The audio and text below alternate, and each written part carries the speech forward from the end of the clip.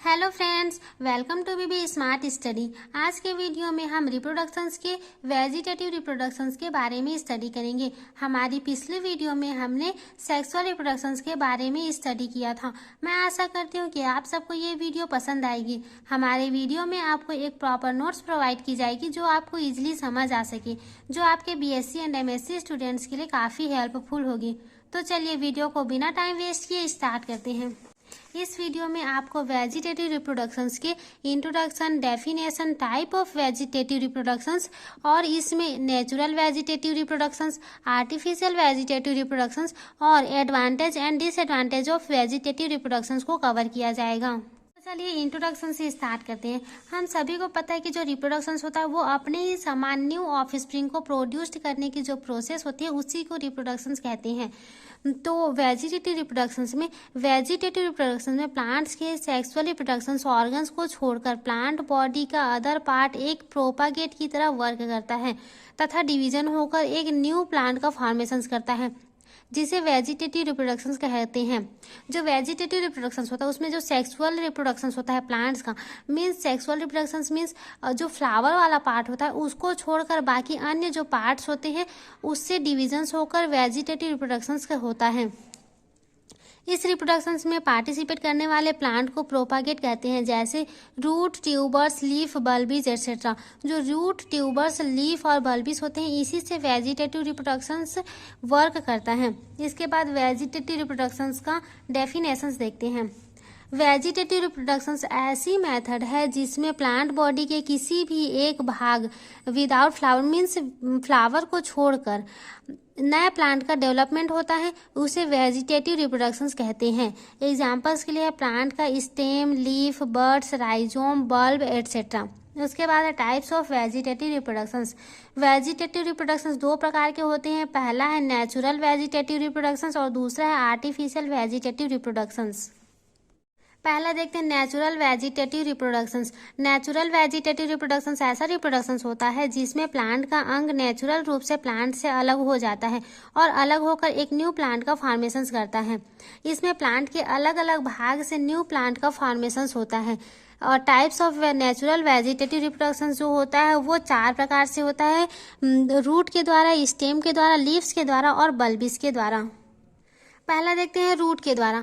कुछ प्लांट्स के रूट में एडवेंटिटस बर्ड्स को प्रोड्यूस करने की एबिलिटी पाई जाती है, जो फेवरेबल कंडीशंस आने पर जर्मिनेट होकर न्यू प्लांट का फॉर्मेशन करते हैं। एग्जाम्पल्स के लिए डहेलिया, पोटैटो, स्वीट पोटैटो। इनकी जड़ें फूड स्टोर करके फूल जाती हैं और रेस्ट स्टेज में चली जाती हैं और इन पर लगी एडवेंटिटस बर्ड्स अगले जनरेशंस में न्यू प्लांट्स को जन्म देती हैं। एग्जाम्पल्स के लिए जो स्वीट पोटैटो है, स्वीट पोटैटो में ये जो बर्ड्स निकलता है इसमें जो आइस होते हैं, आइस से बर्ड्स का फॉर्मेशन होता है, उसके बाद ये एक न्यू प्लांट का फॉर्मेशन करता है। उसके बाद दूसरा देखते हैं स्टेम के द्वारा। कुछ रिप्रोडक्शंस में प्लांट में मॉडिफाइड और नॉर्मल स्टेम डेवलप्ड होकर न्यू प्लांट का फॉर्मेशन करती है। इसमें स्टेम में नोड्स पर प्रेजेंट बर्ड्स न्यू प्लांट्स को जन्म देते हैं। एग्जाम्पल्स के लिए अरबी, आलू, हल्दी, अदरक, लहसुन, पुदीना, ब्राह्मी, दूब घास, अमरबेल, गन्ना इस स्टेम रिप्रोडक्शंस के उदाहरण हैं। स्टेम रिप्रोडक्शंस के निम्नलिखित तीन प्रकार होते हैं। पहला अंडरग्राउंड स्टेम, दूसरा है क्रीपिंग स्टेम और तीसरा है एरियल स्टेम। पहला देखते हैं अंडरग्राउंड स्टेम। ऐसे स्टेम जमीन के अंदर रहने वाले स्टेम होते हैं जो अनफेवरेबल कंडीशंस में अंडरग्राउंड स्टेम का एरियल पार्ट ड्राई होकर डेथ हो जाता है, परंतु फेवरेबल कंडीशंस आने पर इनके अंडरग्राउंड पार्ट से new aerial part shoot produced होता है और न्यू प्लांट का फॉर्मेशन करता है। अंडरग्राउंड स्टेम के भी कुछ टाइप्स होते हैं, जैसे पहला है ट्यूबर्स के द्वारा। ट्यूबर्स का एग्जाम्पल पोटैटो है, जो भूमिगत या फिर जो अंडरग्राउंड स्टेम है और ये ट्यूबर्स होता है। आलू पर आंखें पाई जाती हैं, इन्हीं आइस से न्यू प्लांट का डेवलपमेंट होता है। ये आइस नोड्स होती हैं। जो पोटैटो होता है इसमें आइस पाए जाते हैं और जो यही आइस से इसी से बर्ड्स का फॉर्मेशन होता है और एडवेंटिटस रूट्स का फॉर्मेशन होता है। जैसे ही फेवरेबल कंडीशंस आता है तो इसमें से एडवेंटिटस रूट्स निकलता है और एक न्यू प्लांट का फॉर्मेशन करता है। उसके बाद दूसरा होता है राइजोम्स के द्वारा। राइजोम्स का एग्जाम्पल है जिंजर और टर्मरिक है, ये राइजोम्स कहलाती हैं। ये जो हॉरिजॉन्टल ग्रोथ करती हैं और इसमें भी नोड्स पाए जाते हैं और इनकी जो नोड्स होती हैं वो सल्क पर्ण से ढकी रहती हैं। इन्हीं में एपिकल बर्ड्स पाए जाते हैं जिससे न्यू प्लांट डेवलप्ड होता है। जिंजर्स का जो डायग्राम होता है, जिंजर्स में बर्ड्स पाए जाते हैं और इसमें सल्क पर्ण पाए जाते हैं और इसी के सामने एपिकल बर्ड्स का फॉर्मेशन होता है जिसमें से एडवेंटिटस रूट्स निकलते हैं और एक न्यू प्लांट का फॉर्मेशन करती हैं।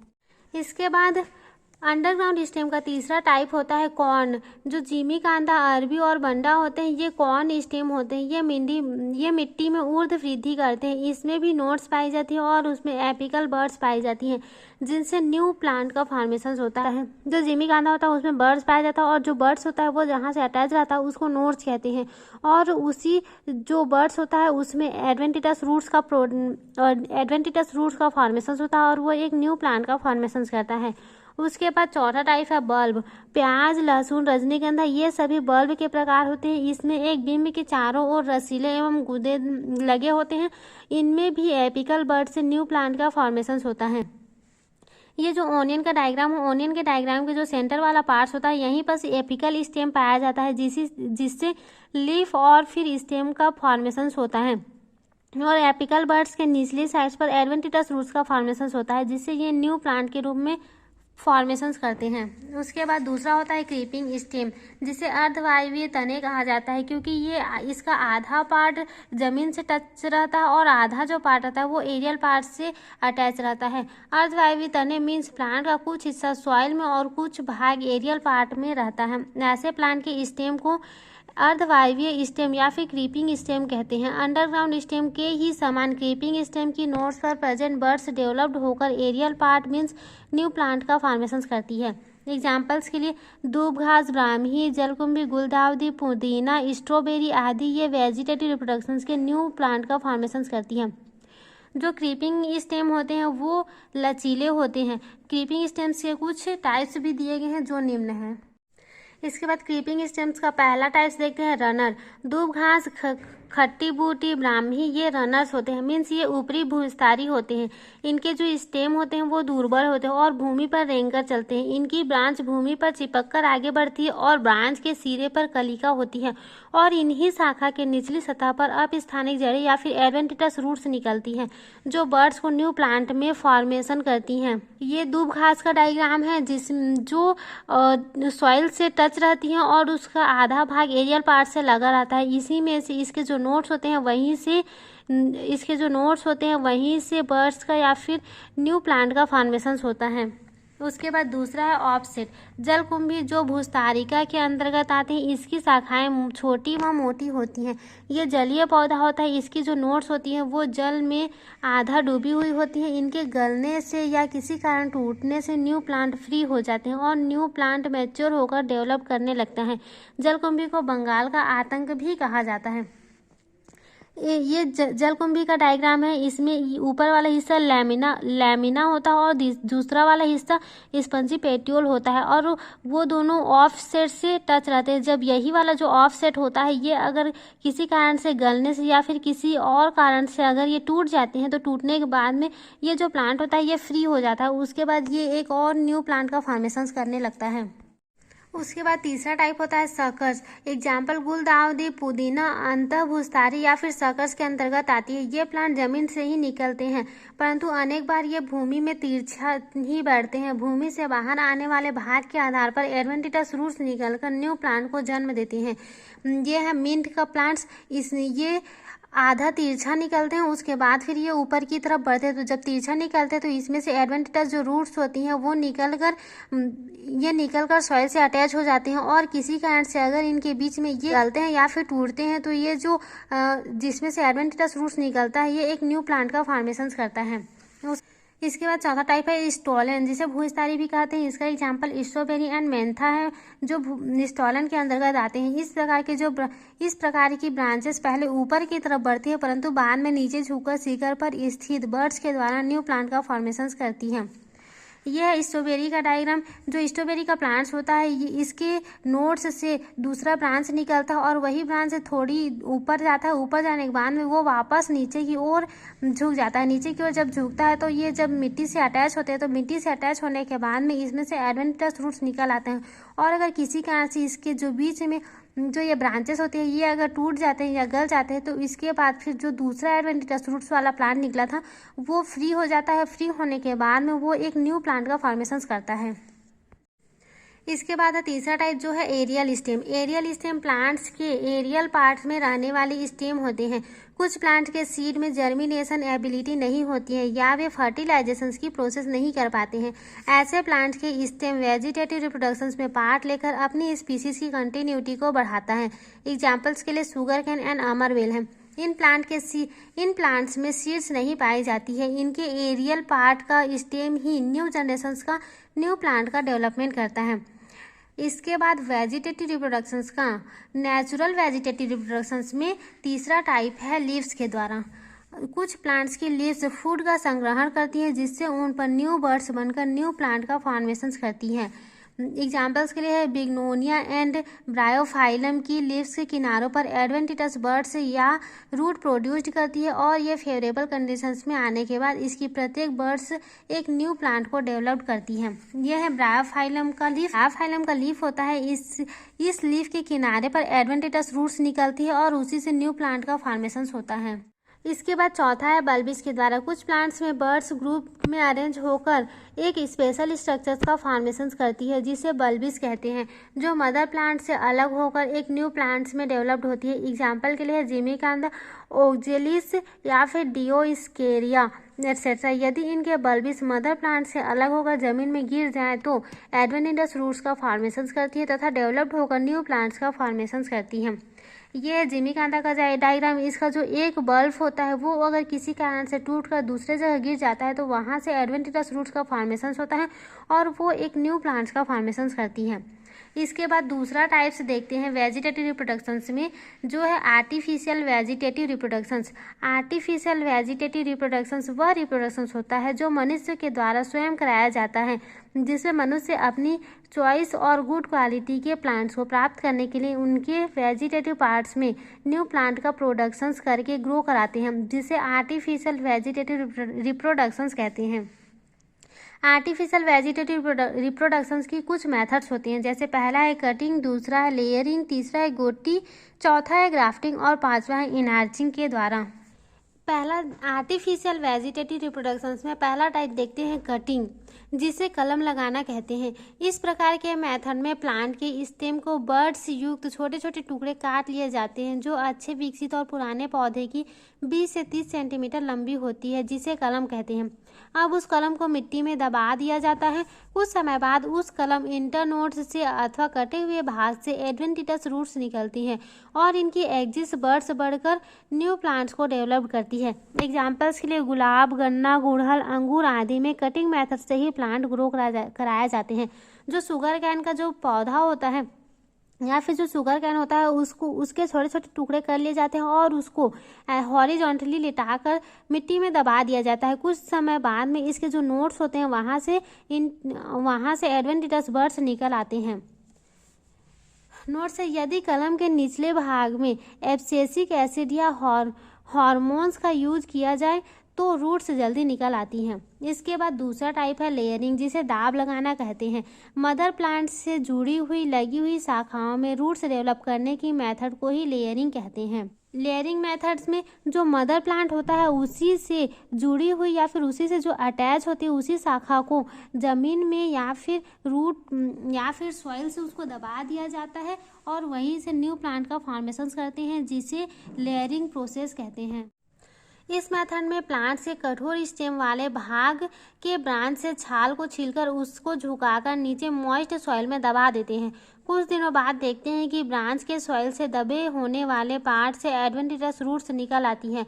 इसके बाद इस ब्रांच को मदर प्लांट से काटकर अलग कर देते हैं और यह एक न्यू प्लांट्स के रूप में प्राप्त हो जाता है। एग्जाम्पल्स के लिए बेला, चमेली, कनेर, नाशपाती, सेब, नींबू आदि में लेयरिंग मेथड से प्लांट डेवलप्ड करते हैं। जो लेयरिंग मेथड्स होते हैं वो निम्न 5 प्रकार से होते हैं। पहला है सिंपल लेयरिंग, दूसरा है टिप लेयरिंग, तीसरा है सर्पेंटाइन लेयरिंग, चौथा है ट्रेंच लेयरिंग और पांचवा होता है माउंट लेयरिंग। इसमें पहला देखते हैं सिंपल लेयरिंग।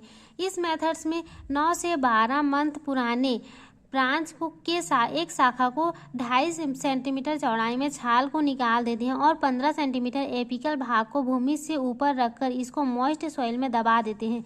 इसके बाद इसमें 1.5 महीने बाद इसमें रूट्स निकलने के बाद इस स्टेम के ब्रांच को मदर प्लांट से काटकर अलग कर देते हैं और यह एक न्यू प्लांट्स के रूप में हमें प्राप्त हो जाता है। दूसरा है टिप लेयरिंग। इस मेथड में ब्रांच के एपिकल पार्ट्स को मोड़कर उसको 2.5 सेंटीमीटर चौड़ाई की छाल का हटाकर जमीन में सिंपल लेयरिंग की तरह मॉइस्ट सॉइल से दबा दिया जाता है जब तक कि उसमें रूट्स नहीं निकल आती हैं। रूट्स के निकलने के बाद न्यू प्लांट्स को मदर प्लांट से कट करके सेपरेट कर दिया जाता है और उस प्लांट्स को न्यू प्लेस में लगा दिया जाता है, जिससे हमें एक न्यू प्लांट्स प्राप्त हो जाता है। एग्जाम्पल्स ब्लैकबेरी, चमेली एटसेट्रा में टिप लेयरिंग के द्वारा आर्टिफिशियल वेजिटेटिव रिप्रोडक्शन की प्रोसेस को कंप्लीट किया जाता है। अब इसके बाद सिंपल लेयरिंग और टिप लेयरिंग का एग्जाम्पल्स देखते हैं या फिर डायग्राम के द्वारा समझते हैं। जो सिंपल लेयरिंग होता है उसके जो ब्रांच होता है, ब्रांच के एक हिस्से को छीलकर उसको मिट्टी में दबा दिया जाता है और 1-1.5 महीने के बाद में देखते हैं तो उसमें से एडवेंटिटस रूट्स जब निकल आता है तो उसको इस मदर प्लांट से कट करके अलग कर दिया जाता है और उसके बाद उसको न्यू प्लेस पर एक न्यू प्लांट्स के रूप में डेवलप्ड कराया जाता है। और जो टिप लेयरिंग होता है, टिप लेयरिंग में जो प्लांट्स का टिप वाला भाग होता है उसके लीफ को छीलकर या फिर उसके लीफ को हटाकर उसको मिट्टी में या फिर सॉइल से दबा दिया जाता है। उसमें भी जब एडवेंटिटस बर्ड्स निकल आता है तो उसको मदर प्लांट से कट करके अलग कर दिया जाता है। उसके बाद फिर वो एक न्यू प्लांट्स के रूप में डेवलप्ड हो जाता है। उसके बाद तीसरा देखते हैं सर्पेंटाइन लेयरिंग और कंपाउंड लेयरिंग। कभी कभी किसी प्लांट्स को जब ब्रांच लंबी होती है तो उससे साधारण दाब सिंपल लेयरिंग की तरह ही 2 या 3 जगहों से 2 से 5 सेंटीमीटर चौड़ाई में छाल को निकालकर उस जगहों को सॉइल से दबा दिया जाता है। कुछ दिनों बाद जब उसमें रूट्स निकल आती हैं तो उसे मदर प्लांट से अलग कर दिया जाता है और वो न्यू प्लांट्स के रूप में डेवलप्ड हो जाती है। इस मेथड से एक प्लांट के एक ब्रांच से एक से अधिक प्लांट्स प्राप्त की जा सकती है। अब सर्पेंटाइन लेयरिंग का डायग्राम देखते हैं। जो सर्पेंटाइन लेयरिंग होता है वो भी सिंपल लेयरिंग की तरह ही इसकी प्रोसेस की जाती है। इसके भी जो स्टेम होते हैं या इसके भी जो ब्रांच होते हैं उसको छीलकर सॉइल से दबा दिए जाते हैं, परंतु इसमें इसकी जो ब्रांच होती है वो ज़्यादा लंबी होने के कारण उसको 2 से 3 जगह पर उसके ब्रांच को छीला जाता है और उसके बाद उसको सॉइल से दबा दिया जाता है। जब इसमें एडवेंटिटस बर्ड्स निकल आते हैं तो एडवेंटिटस बर्ड्स निकलने के ऊपर वाले हिस्से को कट करके मदर प्लांट से अलग कर दिया जाता है। इससे एक प्लांट्स के एक ब्रांच से एक से अधिक प्लांट्स हमें प्राप्त होते हैं। एग्जाम्पल्स ब्लैक पेपर, स्ट्रॉबेरी, मोगरा, चमेली एटसेट्रा प्लांट में इस मेथड्स के द्वारा प्लांट्स प्राप्त की जा सकती है। इसके बाद चौथा देखते हैं ट्रेंच लेयरिंग। ट्रेंच मीन्स होता है गड्ढा। तो ट्रेंच लेयरिंग में इस मेथड के द्वारा प्लांट्स के ब्रांच को लेकर उसी के शेप के नाली या ट्रेंच बनाकर पूरे ब्रांच को उसमें रखकर दबा दिया जाता है। कुछ दिन बाद उस ब्रांच के हर गांठ, हर नोड्स से रूट व रेडिकल्स निकलता है जिसको मेन प्लांट से अलग कर लिया जाता है और उसको न्यू प्लेस में लेकर न्यू प्लांट डेवलप कराया जाता है। यह मेथड पुराने ट्रीज से प्लांट तैयार करने में यूज होता है। एग्जाम्पल्स के लिए है एप्पल, नाशपाती और आड़ू। इसमें जो प्लांट्स के ब्रांच होते हैं उसको लेकर उसी के शेप का एक गड्ढा कर लेते हैं और उस गड्ढे में उसको दबा देते हैं मिट्टी से। दबाने के बाद में कुछ दिनों बाद देखते हैं कि उसका जो नोड्स होता है, हर नोड्स से अलग अलग एडवेंटिटस रूट्स और प्लांट्स निकलते हैं और जैसे ही वो प्लांट्स निकलते हैं तो उसको मेन स्टेम से कट कर दिया जाता है और उसको दूसरे जगह लगाकर, दूसरे प्लेस में लगाकर न्यू प्लांट्स तैयार किया जाता है। इससे एक ब्रांच से बहुत सारे प्लांट्स एक साथ प्राप्त होते हैं। इसके बाद पांचवा आता है माउंट या फिर स्टूल लेयरिंग।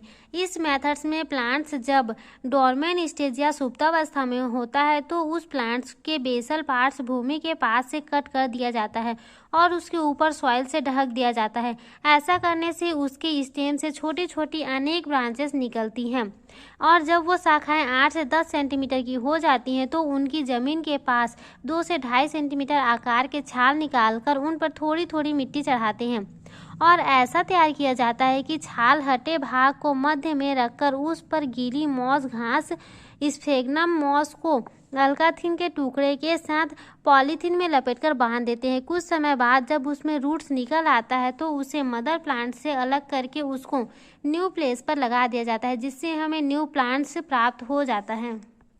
माउंट लेयरिंग या स्टूल लेयरिंग का डायग्राम देखते हैं। जो एक प्लांट्स होता है उसको जमीन के बेस से कट कर दिया जाता है। कट करने के बाद में उसमें थोड़े दिनों के बाद में देखते हैं तो उसमें से न्यू ब्रांच या न्यू लीफ निकलना स्टार्ट हो जाता है। जब ये 8 से 10 सेंटीमीटर बड़े हो जाते हैं तो उसके स्टेम को वहाँ से छील कर उसमें मिट्टी से उसके ऊपर की लेप या फिर मिट्टी को उसके ऊपर चढ़ाते हैं। उसके बाद उस जगह पर मिट्टी को थोड़े थोड़े दिनों के बाद में उसकी मिट्टी को और बढ़ाते जाते हैं या फिर उसके ऊपर में और चढ़ाते जाते हैं।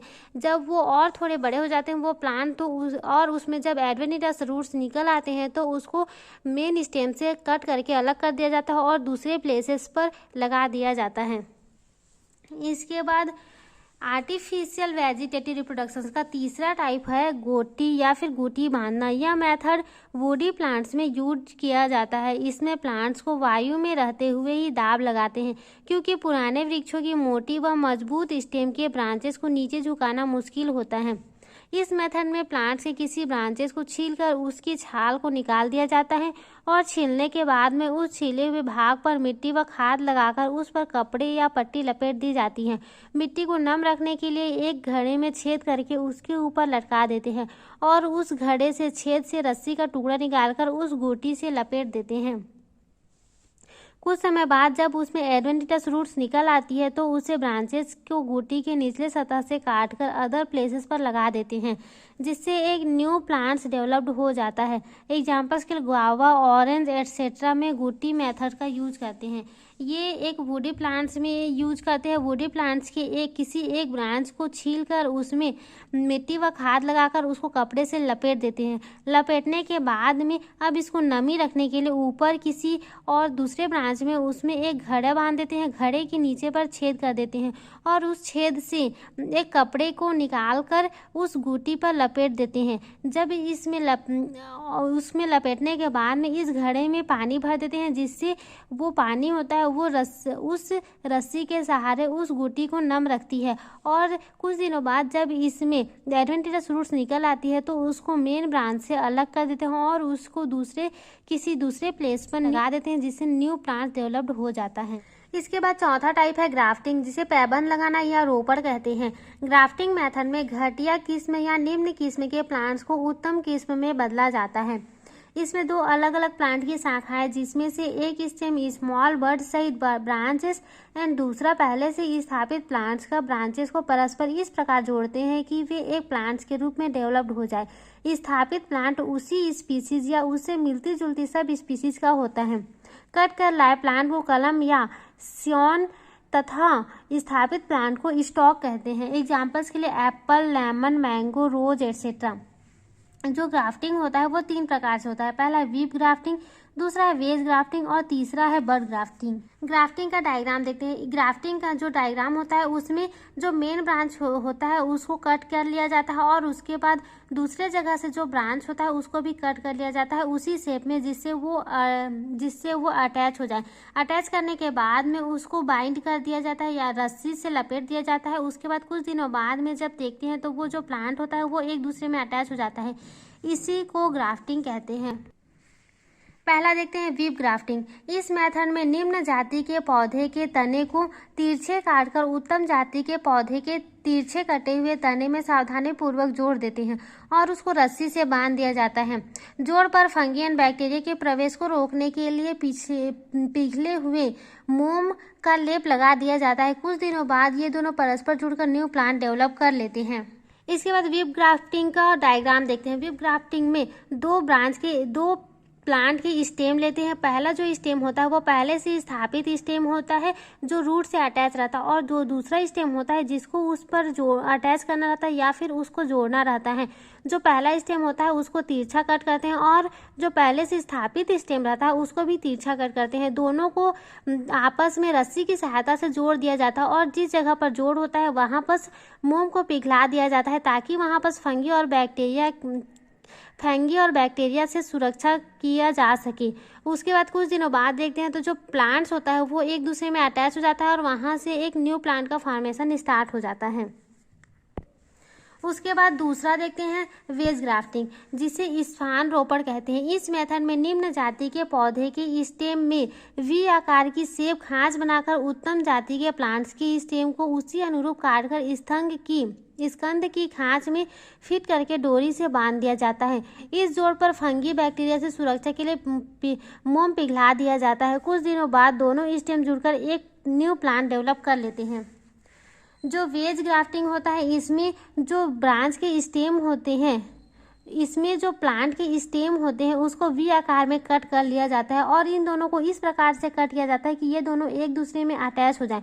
अटैच होने के बाद में इसको रस्सी से लपेट दिया जाता है, और इसके जो जोड़ होते हैं उसको फंगी और बैक्टीरिया से सुरक्षा के लिए उस पर मोम पिघला देते हैं। कुछ दिनों बाद देखते हैं तो जो दोनों प्लांट होते हैं वो अटैच हो जाते हैं। उसके बाद वो एक न्यू प्लांट्स डेवलप करते हैं। उसके बाद तीसरा देखते हैं बड ग्राफ्टिंग। इस मेथड में एक वृक्ष के स्टेम पर छाल की गहराई तक एक तिरछा काट लगाते हैं। इसमें एक अच्छी जाति के पौधे को बड्स को सावधानीपूर्वक फंसाकर डोरी से बांध देते हैं तथा इस स्थान को पिघली मोम से ढक देते हैं जिससे फंगस बैक्टीरिया से हानि न हो। कुछ समय बाद बड्स दूसरे पेड़ से जुड़ जाता है और न्यू प्लांट डेवलप करता है। बड ग्राफ्टिंग को देखते हैं। बड ग्राफ्टिंग के जो प्लांट होता है उसके एक कोने को या फिर एक कोने को के बार्क को या फिर उस जगह के छाल को निकाल कर कट कर लिया जाता है, और उस जगह पर दूसरा प्लांट का जो स्टेम होता है उसको उसके अंदर घुसाकर उसको रस्सी से बांध दिया जाता है। बांधने के बाद में कुछ दिनों बाद देखते हैं तो जो न्यू ब्रांच होता है, जो न्यू ब्रांच जिसको उसके अंदर में अटैच किए थे वो उसके साथ अटैच हो जाता है और एक न्यू प्लांट्स का डेवलप करता है। इस प्रकार का जो मेथड होता है वो अंगूर, शरीफा और संतरा एटसेट्रा में किया जाता है। उसके बाद पांचवा टाइप्स है इनार्चिंग, जिसे शाखा बंधन कहते हैं। इस मेथड में एक गमले में साधारण जाति के प्लांट उगाकर उसे अच्छी जाति के प्लांट्स के पास रखकर दोनों की स्टेम की छाल को हटाकर एक दूसरे के साथ बांधकर इसके ऊपर मोम का लेप चढ़ा देते हैं। कुछ समय बाद वे आपस में जुड़ जाते हैं। फिर गमले के पौधे के शीर्ष की काटकर कलम की शाखा को भी मदर प्लांट से अलग कर दिया जाता है और उसको दूसरे प्लेस पर लगा दिया जाता है जिससे एक न्यू प्लांट्स डेवलप हो जाता है। जो इनार्चिंग मेथड है इसमें दो गमले लेते हैं, दोनों गमले को पास पास रखकर उसके स्टेम के छाल को निकालकर उसको आपस में ज्वाइंट कर लेते हैं। ज्वाइंट करने के बाद में उस पर मोम का लेप चढ़ा देते हैं और कुछ दिनों बाद देखते हैं जब उसमें से एडवेंटिटस रूट्स या फिर वो दोनों एक दूसरे में अटैच हो जाते हैं तो उसके निचले वाले हिस्से को कट करके उसको दूसरे प्लेस पर लगा दिया जाता है जिससे एक न्यू प्लांट्स डेवलप होता है। उसके बाद छठवां टाइप होता है माइक्रो प्रोपागेशंस। माइक्रो प्रोपागेशंस मेथड सबसे मॉडर्न टेक्निक है। इसमें पेरेंट्स प्लांट्स के थोड़े से टिश्यू से 1000 प्लांट्स प्राप्त किए जा सकते हैं। This method is based on tissue and cell culture technique. Agriculture, horticulture and forestry आदि के लिए यूजफुल प्लांट्स के वेरियस पार्ट्स को तेजी से वेजिटेटिव रूप से डिवाइड कराकर बहुत अधिक संख्या में प्लांट्स प्राप्त करना ही माइक्रो प्रोपागेशंस कहलाता है। जो माइक्रो प्रोपागेशंस होता है उसमें किसी प्लांट्स के किसी एक टिश्यू से लेकर उस 1000 से 2000 प्लांट्स प्राप्त किया जा सकता है। माइक्रो प्रोपागेशंस की मेथड देखते हैं। इस मेथड में टिश्यू के एक स्मॉल पार्ट्स को प्लांट से सेपरेट कर लेते हैं और उसे एसेप्टिक कंडीशंस में न्यूट्रिएंट मीडियम पर ग्रो कराते हैं। यह टिश्यू डेवलप्ड होकर सेल के एक गुच्छे के रूप में ग्रो करता है। इसे कैलस कहते हैं। इस कैलस को लंबे समय तक फ्रेगमेंटेशंस के लिए प्रोटेक्ट करके रखा जाता है। इस कैलस का एक स्मॉल पार्ट दूसरे न्यूट्रिएंट मीडियम पर ट्रांसफर कर दिया जाता है जहां पर यह एक स्मॉल प्लांट्स के रूप में डेवलप्ड होता है। इस प्लांट्स को निकालकर फिर सॉइल में लगा देते हैं। इस मेथड से बहुत अधिक संख्या में पेरेंट प्लांट्स के टिश्यू से न्यू प्लांट्स प्राप्त किया जा सकता है। एग्जाम्पल्स के लिए ऑर्चिड्स, एस्परगस, कार्नेशंस एटसेट्रा। इसमें किसी भी प्लांट्स के टिश्यू को लेकर एसेप्टिक कंडीशंस में न्यूट्रिएंट मीडियम पर ग्रो कराते हैं। यहाँ पर जो टिश्यू होता है वो टिश्यू बहुत सारे सेल्स का ग्रुप या फिर एक गुच्छे के रूप में प्राप्त होता है, जिसे कैलस कहते हैं।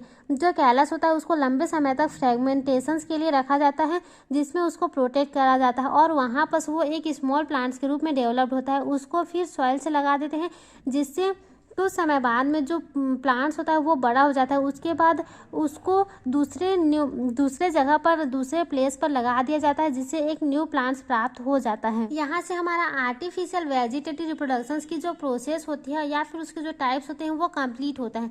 अब advantage and disadvantage of vegetative reproductions देखते हैं। पहला देखते हैं एडवांटेज, जिसे बेनिफिट्स भी कह सकते हैं या फिर इकोनॉमिक इम्पोर्टेंस के नाम से भी प्रदर्शित कर सकते हैं। जिसमें पहला है वेजिटेटिव रिप्रोडक्शंस के द्वारा जिन प्लांट्स में सीड्स नहीं होते हैं उनमें न्यू प्लांट्स डेवलप्ड कराया जाता है। एग्जांपल्स ग्रेप्स, बनाना, रोज एटसेट्रा। इस प्रकार के जो प्लांट्स होते हैं उसमें सीड्स नहीं पाए जाते, तो उससे वेजिटेटिव रिप्रोडक्शंस के द्वारा न्यू प्लांट्स प्राप्त होते हैं। उसके बाद दूसरा होता है seed germination, seed formations and उनसे प्लांट डेवलप करने की प्रोसेस अधिक कॉम्प्लेक्स एंड धीमी होती है। वेजिटेटिव रिप्रोडक्शंस द्वारा थोड़े समय में तेजी से न्यू प्लांट डेवलप किए जा सकते हैं। जो सीड फॉर्मेशंस होता है उसमें पहले सीड होंगे, सीड जर्मिनेशन होगा, उसके बाद छोटे प्लांट से बड़े प्लांट्स का फॉर्मेशंस होता है। इसमें जो प्रोसेस होती है वो धीमी होती है और जो वेजिटेटिव रिप्रोडक्शंस होता है उसमें न्यू प्लांट्स जल्दी से ग्रो कराया जाता है। उसमें थोड़े से समय में बहुत ज़्यादा प्लांट्स प्राप्त किए जा सकते हैं। उसके बाद तीसरा होता है बहुत से फलदार ट्रीज को मैच्योर होने में तथा फ्रूट लगने में कई ईयर्स लगते हैं। वेजिटेटिव रिप्रोडक्शन मेथड से एक ही वर्ष में पौधे पर फल आने लगते हैं। उसके बाद चौथा होता है इस मेथड से उत्पन्न सभी प्लांट जेनेटिकली रूप से सेम होते हैं। और पांचवा होता है इस मेथड्स में पुराने प्लांट्स के समाप्त होने से पहले ही नए प्लांट्स तैयार किए जा सकते हैं। इस मेथड्स में जो प्लांट्स होता है उसके डेथ होने का वेट नहीं करते हैं, उसी प्लांट से हम दूसरे न्यू प्लांट्स का फॉर्मेशन कर सकते हैं। उसके बाद छठवां होता है सीड जर्मिनेशन से फ्रूट लगने तक के समय तक प्लांट्स की देखभाल नहीं करनी पड़ती है। अतः वेजिटेटिव रिप्रोडक्शन एक सस्ता और लाभप्रद मेथड होता है। इसके बाद सातवां होता है वेजिटेटिव रिप्रोडक्शन से प्लांट्स की संख्या में ग्रोथ तेजी से होती है। और आठवां होता है वेजिटेटिव रिप्रोडक्शंस में क्वालिटी में बेहतर प्लांट्स फ्रूट इच्छानुसार प्राप्त किए जा सकते हैं। इसके बाद वेजिटेटिव रिप्रोडक्शंस के डिसएडवांटेज भी होते हैं जो देख लेते हैं। पहला, बार बार वेजिटेटिव रिप्रोडक्शन से ऑफ स्प्रिंग्स के वीगस में कमी आती है और प्लांट्स के डिसीज के संक्रमण की संभावनाएं बढ़ जाती हैं। उसके बाद दूसरा होता है इस मेथड्स के द्वारा good and new character produce कराना पॉसिबल नहीं होता है, क्योंकि इसमें जो पुराने प्लांट्स के जो क्वालिटी होते हैं वही न्यू प्लांट्स में डेवलप होते हैं, उसमें न्यू कैरेक्टर्स नहीं प्रोड्यूस्ड हो पाते हैं। तीसरा होता है इस मेथड द्वारा विभिन्नताएं उत्पन्न कराना पॉसिबल नहीं है, अतः इन प्लांट्स में न्यू एनवायरमेंट्स के प्रति एडेप्टेशंस की कैपेसिटी अत्यंत कम होती है। उसके बाद चौथा होता है यदि डिसीज प्लांट्स का यूज वेजिटेटिव रिप्रोडक्शन में किया जाए तो उससे रोगग्रस्त ऑफ स्प्रिंग प्रोड्यूस्ड होती है तथा डिसीज के प्रसार में इंक्रीजेज हो जाता है।